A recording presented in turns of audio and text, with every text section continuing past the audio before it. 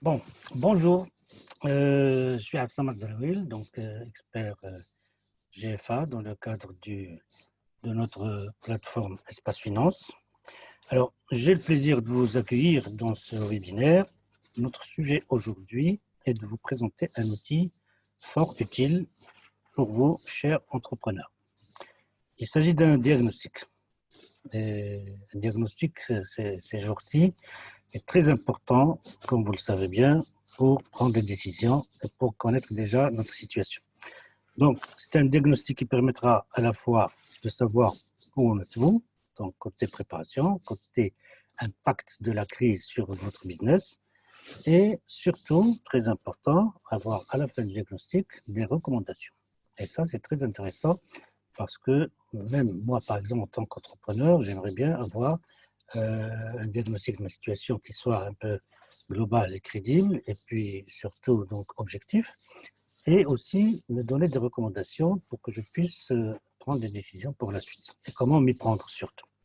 Donc, sans trop s'attarder sur ça, il s'agit donc d'un diagnostic, comme je vous ai dit, très convivial, qui va se faire en une quinzaine de minutes, donc pratiquement 15 questions.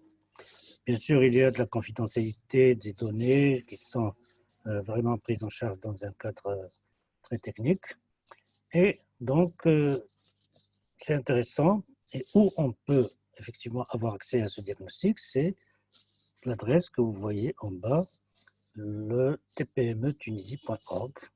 Donc, il y a une plateforme qui s'appelle Espace Finance Entrepreneur Entreprise et qui va vous guider effectivement pour avoir accès à l'outil diagnostic, à d'autres outils par la même occasion. Mais de toute façon, on va essayer d'en parler tout à l'heure.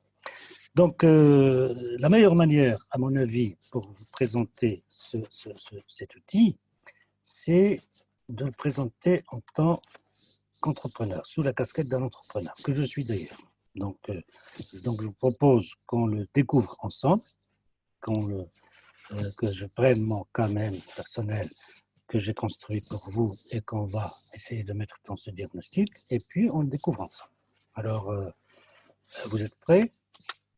Je m'appelle Eddy, je m'appelle plus Samuel, je suis entrepreneur en menuiserie métallique et j'ai une entreprise de menuiserie, j'ai deux magasins, et pratiquement 25 personnes entre techniciens, vendeurs, coupeurs et commerciaux. C'est une entreprise qui appartient à mon père, qui est vraiment très ancienne, mais de toute façon, durant la crise, j'ai eu vraiment beaucoup de peine à travailler parce que j'étais à l'arrêt premièrement et deuxièmement, je me posais beaucoup de questions donc sur mes finances, sur mes engagements et sur tout ça. Donc, sans plus tarder, on va aller directement sur notre questionnaire. Voilà. Pour être donc pour être plus pratique, on va essayer de faire le plein, donc plein écran. Et voilà. Donc nous sommes en direct sur la page d'autodiagnostic entrepreneur et entreprise. Donc vous voyez, on va répondre, on y va. Alors qui suis-je? Mon secteur d'activité. Mon secteur d'activité, comme je vous ai dit, moi je suis donc menuisier métallique. Donc c'est de l'industrie, je vais noter industrie. Alors localisation Gouverneura, moi je suis à la Manova, donc je vais chercher la Manova, voilà. Date de création, donc c'était le 20 février, donc 2011, déjà préparé ça, donc c'est bien. Je ne suis pas donc la fonction de c'est ça. Je ne suis pas propriétaire, mais je suis gérant. Il s'agit de la propriété de mon père, donc il n'y a pas de souci. L'âge, j'ai 35 ans.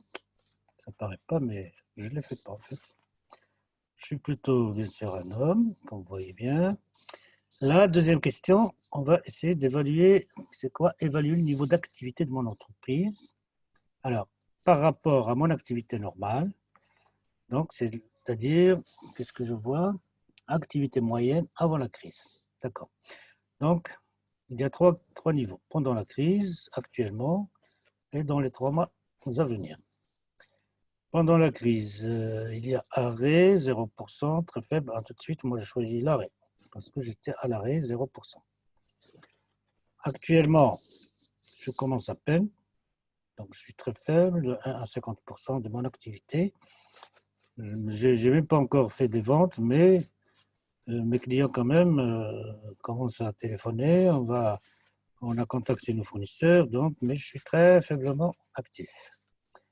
Alors, dans les 3 mois à venir, j'aimerais bien donc passer un peu, mais je serai sûrement entre 50 et 80, très très fort, mais je dirais faible. D'accord. Alors, troisième question, quel est mon positionnement commercial? Mon positionnement commercial, alors c'est quoi? Mes clients sont plutôt des entreprises, des particuliers, des administrations publiques. Alors moi, j'ai les 3 niveaux. J'ai des entreprises, j'ai des particuliers, et ça m'arrive d'avoir donc des commandes auprès de certaines petites administrations, mais quand même, c'est des administrations publiques. Exposition à l'international. Aucune. Faible, forte. Import et export. Moi, je ne fais ni import ni export. Bon, mais je serais tenté de faire faible parce que quand même, je suis un peu exposé parce que j'ai des fournisseurs qui, eux, parfois importent. Donc, je mettrai faible. Fais-je face actuellement à des problèmes de trésorerie? Ah oui, beaucoup même, c'est le cas de le dire. Quelles mesures financières ai-je déjà prises? Alors, qu'est-ce que j'ai fait? Demande de report d'échéance, oui, j'en ai fait. Alors, statut, demande et complément. Mais ma demande n'a pas été validée, ni refusée d'ailleurs, donc elle est toujours en cours. Je n'ai pas encore reçu de réponse. Demande d'un nouveau crédit bancaire, oui, je compte le faire, mais c'est en cours parce que je suis toujours en négociation, enfin en discussion avec mon banquier. Report de paiement de certaines charges, oui. Les salariés, mes pauvres salariés, je ne les ai pas payés, oui, j'ai reporté. Loyer aussi, je n'ai pas payé mon loyer. Des fournisseurs, oui, je n'ai pas payé du tout. Alors, recouvrement accéléré des clients. Un montant de recouvrement estimé. Moi, généralement, parce que j'avais quand même parlé avec mes clients les plus importants, quand même, il y a certaines sommes qui sont en attente. Pour moi, je dirais 350 000 dinars. Alors, report des échéances, j'ai discuté avec tes fournisseurs aussi. Négociation de délai paiement fournisseur. Oui, mais elle ne m'a pas donné plus de 60 jours parce que mes fournisseurs sont aussi dans une situation quand même délicate et je comprends. Et là, on est des partenaires, donc 60 jours, c'est bon. Report des échéances fiscales, oui. S'il y a possibilité, je vais voir ça avec mon comptable. Des aides, moi, j'en ai pas vu, peut-être que pour mon personnel, mais je mettrai quand même. Oui, c'est une mesure que j'ai dit à mon comptable quand même d'essayer de m'aider, de voir quelles sont les aides auxquelles moi je peux postuler pour moi-même et pour mon personnel. Donc, on verra. Alors, ces mesures sont-elles suffisantes? Ah non, pas du tout. Je le sais bien. Alors, sinon, quelles actions complémentaires ai-je prévues pour préparer la reprise? Je n'ai rien prévu, ou bien j'ai prévu? Oui, j'ai prévu quand même des actions. Ah oui? Donc, les actions prévues pour préparer la reprise, je consulte mon comptable. Oui, bien sûr, je vais le consulter. D'ailleurs, je l'ai déjà consulté et je ne cesse pas de le harceler au téléphone parfois même, parce qu'il doit quand même répondre sur beaucoup de problèmes techniques et je ne sais pas comment me comporter seul. Donc, je contacte mon banquier, oui, bien sûr, j'ai contacté mon banquier, j'ai envoyé des messages, j'ai rempli quelques questionnaires, quelques formulaires, mais j'ai fait une demande. Alors, je prépare un plan de trésorerie, je ne l'ai pas fait. Peut-être qu'avec mon comptable, il va m'aider à le faire. C'est tout ce que j'ai. Excusez-moi. C'est effectivement tout ça qui me donne le tout. Alors, plus que 10 questions pour en finir ce diagnostic. Je continue. Oui, bien sûr, je suis là pour ça. quelle est ma profession? Je sélectionne de manière plus précise mon secteur d'activité et indique ma profession. Ah, le secteur d'activité est déjà là, parce qu'en haut, effectivement, je l'avais choisi moi-même, donc c'est bien, il est bien fait. Donc, il me permet donc de revenir secteur industrie.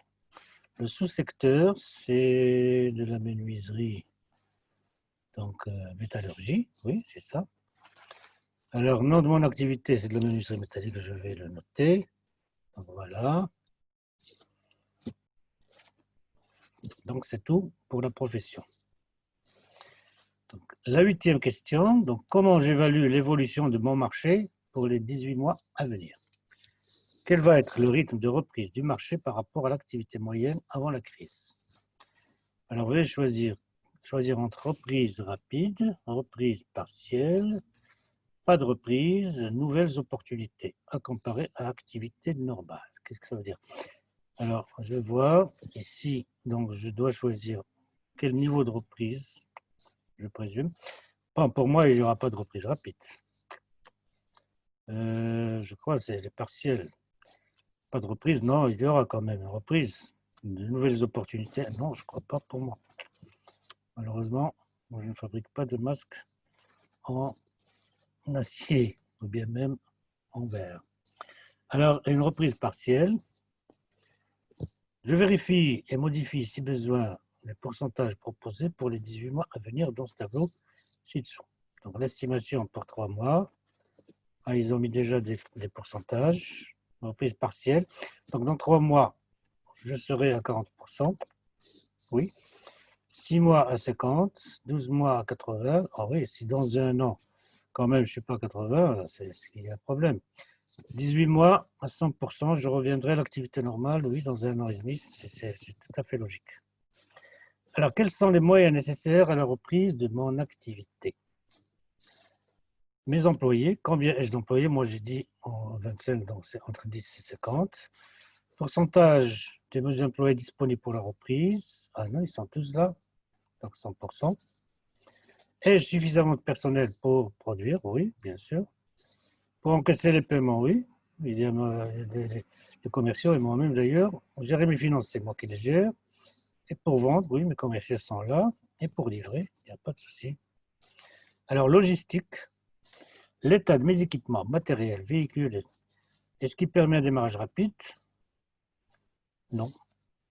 Nécessite des travaux d'entretien avant démarrage? Oui, bien sûr, j'ai des travaux d'entretien pour mes fraiseuses et toutes mes machines.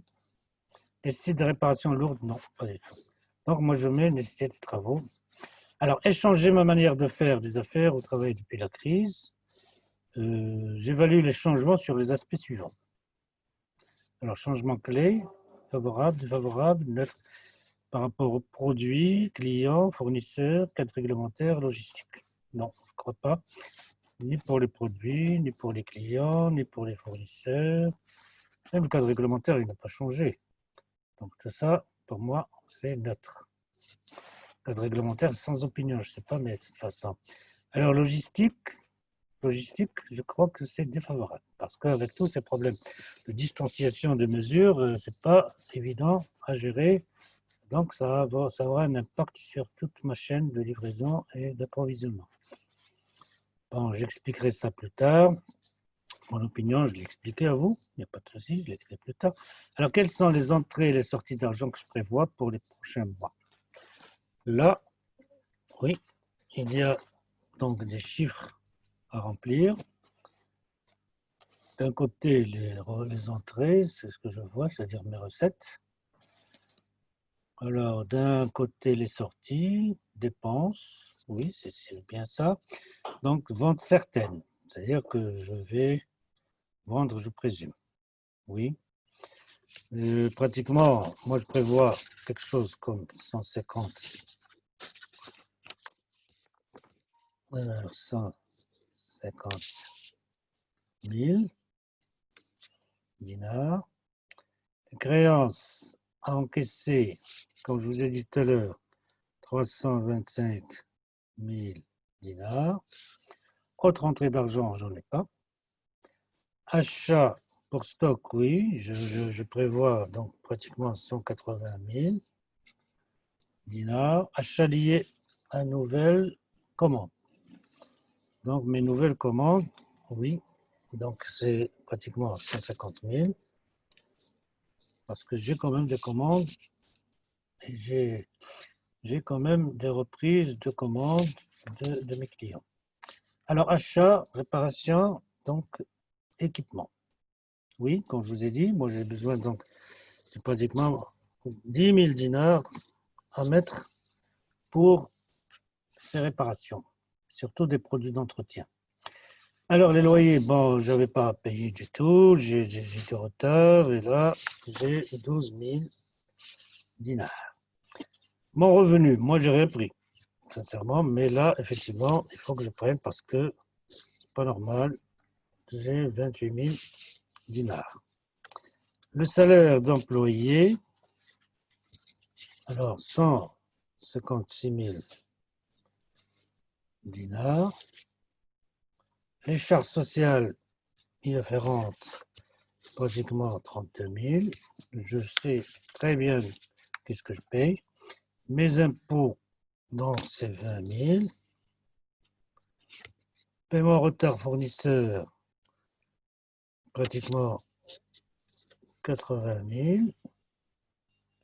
Vous voyez que je me suis quand même préparé. Alors, paiement retard, j'en ai pour 20 000. Autres dépenses, peut-être que j'en ai quelque chose comme 20 000. Oui. Alors, il y a déjà un solde qui s'affiche de moins de 113 000. Là, il y a position trésorerie actuelle, caisse et banque.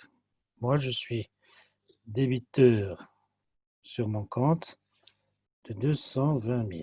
Ça, je le sais très bien parce que mon banquier ne cesse de me le faire, de me relancer. Donc, tout de suite, il y a la trésorerie disponible qui est négative de moins 453 000. Ah, mon solde est négatif. Je dois réfléchir et m'organiser. Déjà, première recommandation. Alors là, vous avez tout à fait raison.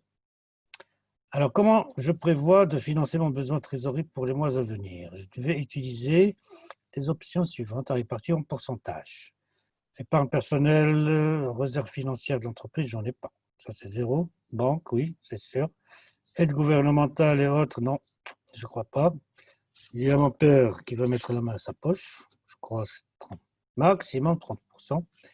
Et la banque, quand même, elle doit m'aider. Donc, oui, ça fait bien le total à 100%. Suis-je éligible aux aides gouvernementales? Report de crédit? Bah oui, on m'a dit oui. Mesure de report fiscal? Mesure de report fiscal. Donc,